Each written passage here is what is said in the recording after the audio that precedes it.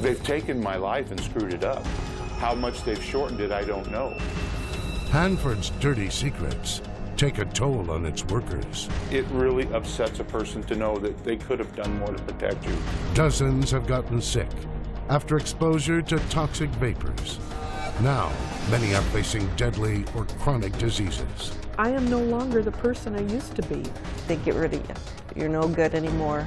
We've used you to the extent we can. And at Hanford, isolation, secrecy, lack of accountability. nobody's watching. People are still being affected. Obviously, they're not doing enough to prevent it.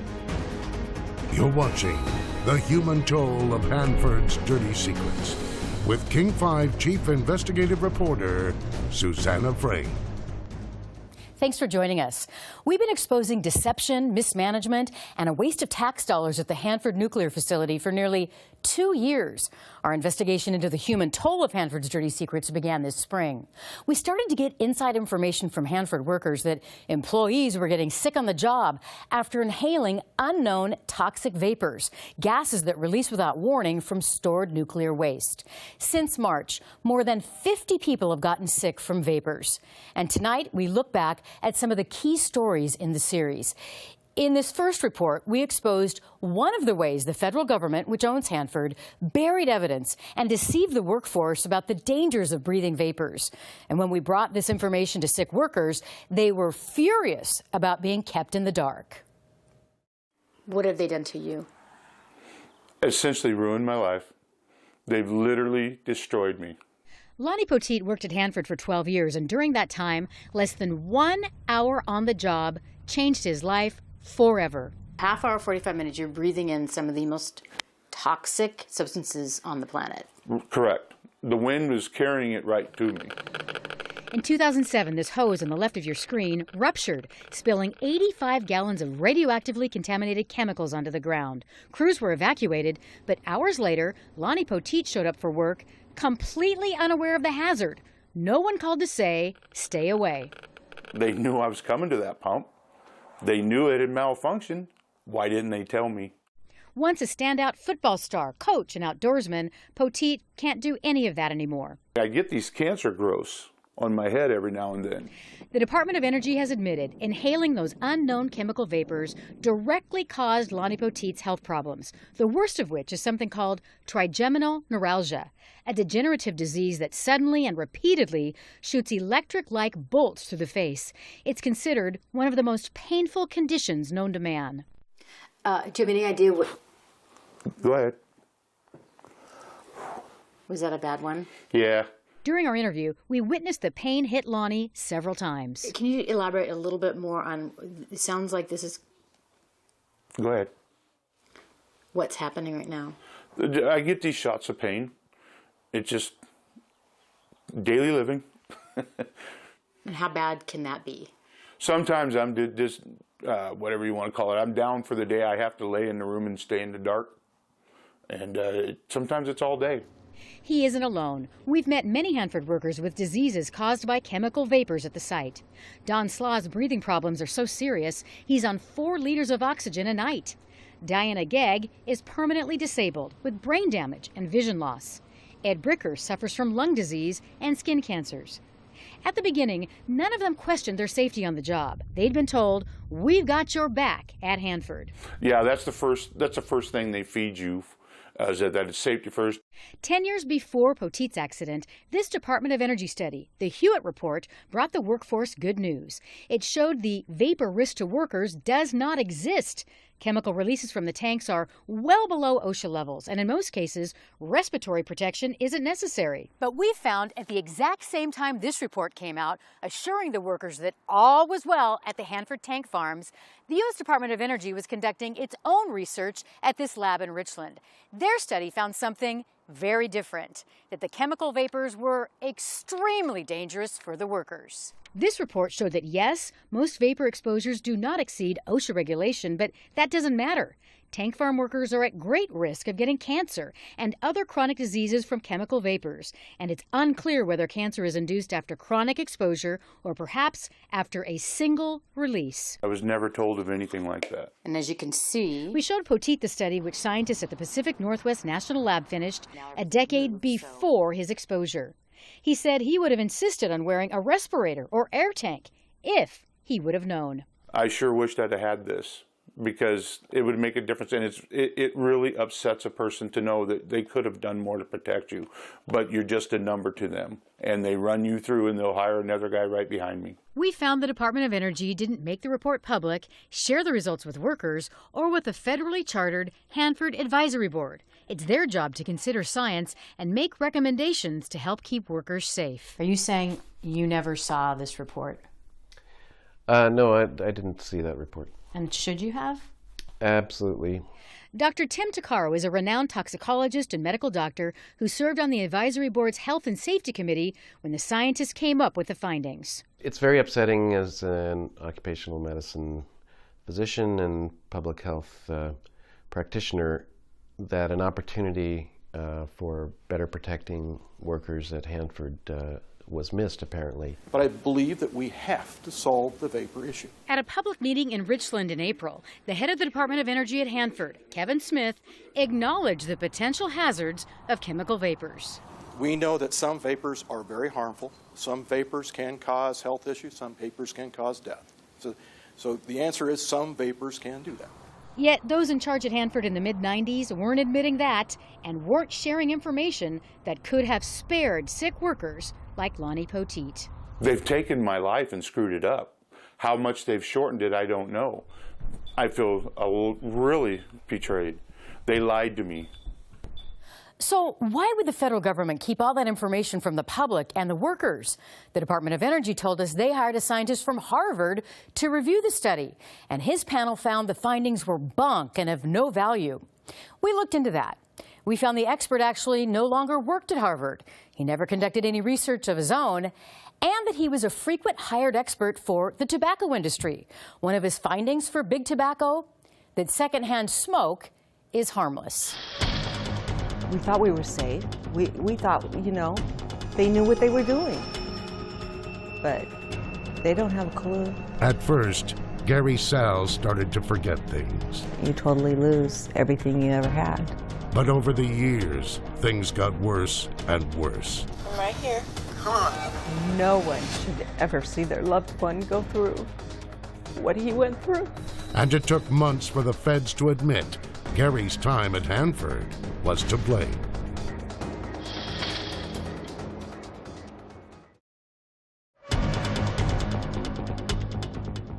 Our investigation into the human toll of Hanford's dirty secrets also exposed a grave injustice against workers after they get sick from toxic chemicals or radiation.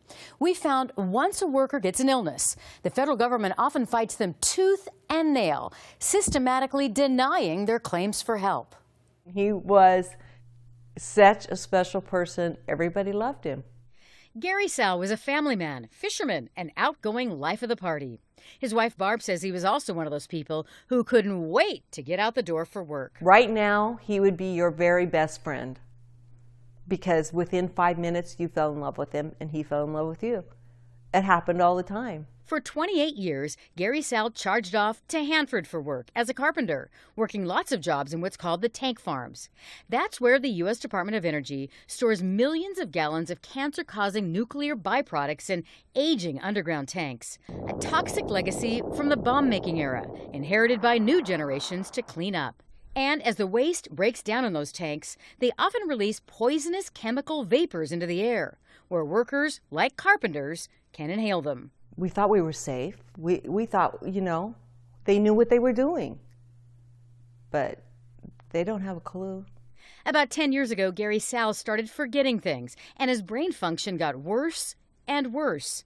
Within 5 years, he couldn't work, could barely speak, hallucinated, and operated on the level of a 4-year-old. Doctors at Harborview diagnosed him with work-related toxic encephalopathy, a degenerative brain disorder. The cause, according to the experts, breathing in those chemicals at Hanford. You totally lose everything you ever had. Your memories, your mind, your thought process, everything's gone. It's just a shell. Barb documented that suffering in a difficult-to-watch video taken in 2011.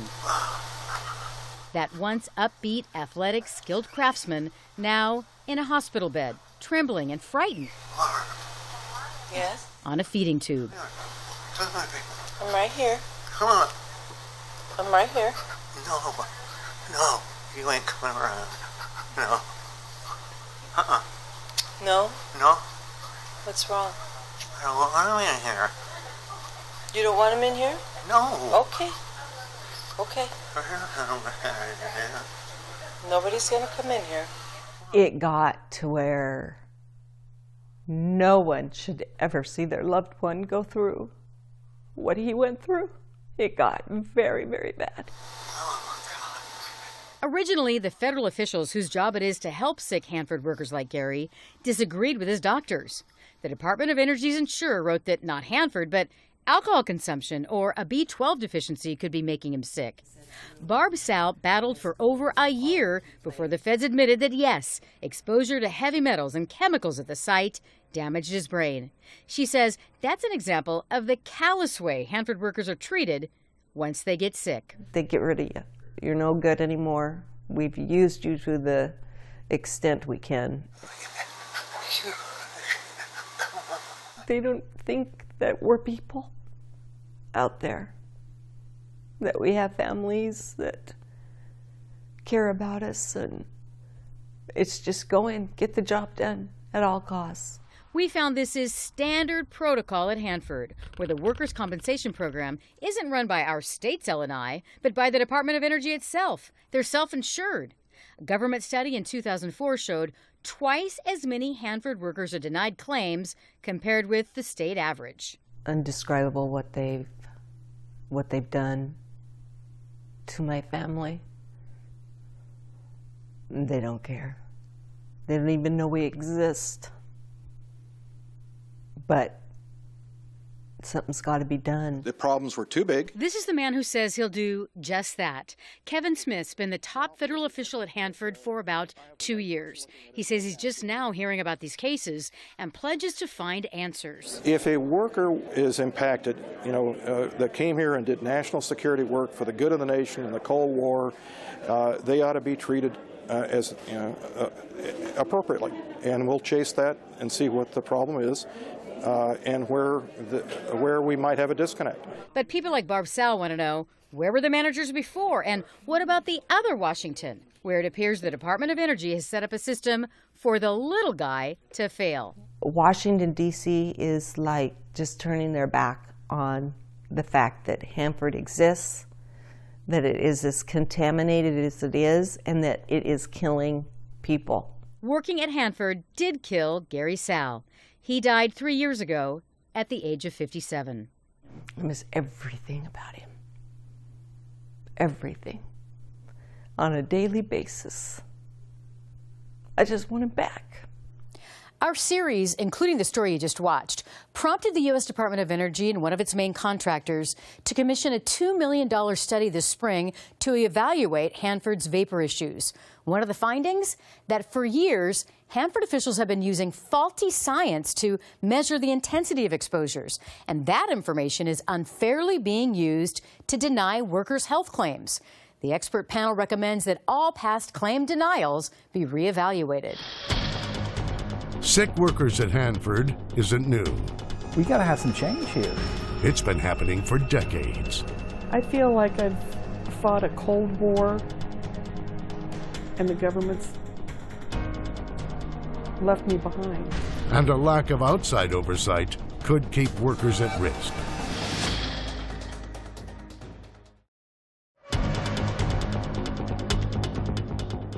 While researching for this series, we found that at Hanford, nobody's watching. A law that is decades old and outdated mandates that no outside scrutiny is allowed at the site. OSHA is forbidden from coming in to order changes or impose fines. Workers tell us they feel no one's got their back to make sure they're safe. When Washington state workers began producing plutonium in the 40s, less than 1% of the workforce had any idea what they were making. It was that secret at Hanford, codename Site W by the U.S. government. In 1945, this government video revealed the truth. Our nation possessed the ingredients for the most powerful weapons ever conceived, and the secret was out. But the cult of secrecy continued. For national security, Congress gave the Department of Energy the power to oversee itself during the Cold War, including its health and safety program, a policy that, 25 years later, is still around today. We are not waging the Cold War anymore. Bob Alvarez is a former presidential advisor, one of the top nuclear policy experts in the world. He says the recent sick workers are the latest casualties of that culture of mystery. Vapors causing serious illnesses at Hanford isn't new. The incidents go back 30 years. Yet at Hanford, the most contaminated workplace in the nation, OSHA can't get past the gates to investigate, order changes like making respirators mandatory, or issue fines. Safeguards that are routine at every other job site in the state. Isolation, secrecy, privilege, lack of accountability. All these things are hallmarks of the Cold War and are still alive and well in the Department of Energy. It has turned my life upside down. I am no longer the person I used to be 7 years ago. Diana Gegg didn't used to need these canes to get around the house or take a load of medications to make it through the day. Well, I take these two are for my dementia. For 20 years, she was a heavy equipment operator at Hanford and loved it until everything changed in 2007. She was working a bulldozer above some of the underground nuclear storage tanks, where scientists have documented more than 1,200 radioactively contaminated chemicals in the nuclear waste. I kept smelling this chlorine ammonia type smell. On that day in 2007, some of that waste spilled onto the ground, and Gegg, without a respirator, inhaled chemical vapors for a few hours before an alarm went off. This was like having the rug jerked out from underneath me. Seriously. She's left with brain damage, sudden tremors, vision loss, and dementia. Illnesses the government admits were caused by that exposure. It gets really bad sometimes. During our interview, her right leg and arm trembled on and off. It's like being in a bad accident and having a brain injury and you're not there anymore.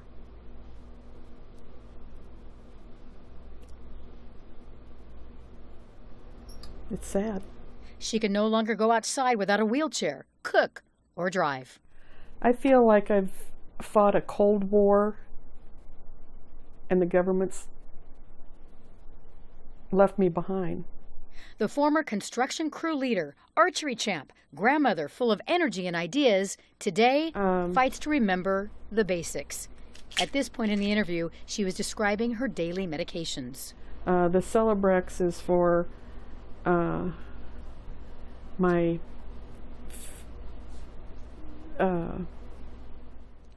King 5 has uncovered a slew of expert reports saying the Department of Energy needs to get out of the business of policing itself. In 1995, the department's own advisory committee found self-regulation has failed, and a subsequent working group of senior managers recommended safety and health should be externally regulated by a group such as OSHA.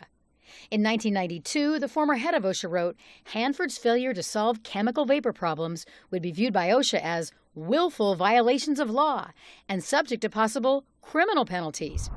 25 years worth of advice and the same old no consequence, no penalty process is still in place. And I'm going, really? What? They said they were going to take care of it back then. You know, that we can figure out how to deal with these problems, and they're not. It's not any different than it ever was. With the Department of Energy calling its own safety shots, critics say they've got a pass to ignore repeat recommendations, like installing what are called scrubbers, technology meant to capture the chemical gases before they vent into the open air. We got to have some change here, and what that means is there needs to be an enforcement regime that makes them do things.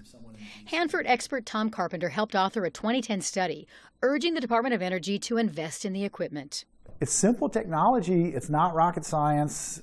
Again, a lot of chemical sites use these things, but not at Hanford. They're just deemed too expensive, and they just said no, out of hand. They're not going to do it. As for the U.S. Department of Energy, they say they're considering that technology and more, and that they aren't pursuing OSHA oversight because their regulations are better, more protective of worker health and safety than OSHA's.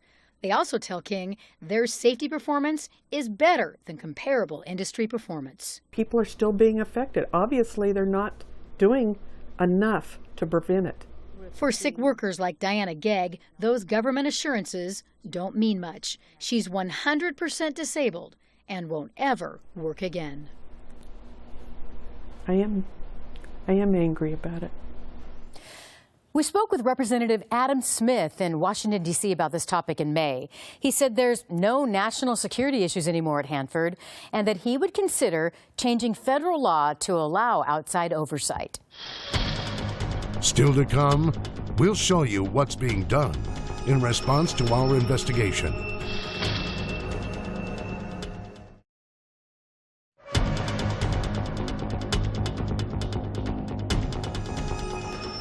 We've produced more than 15 stories in this series, and we've seen results from the reporting.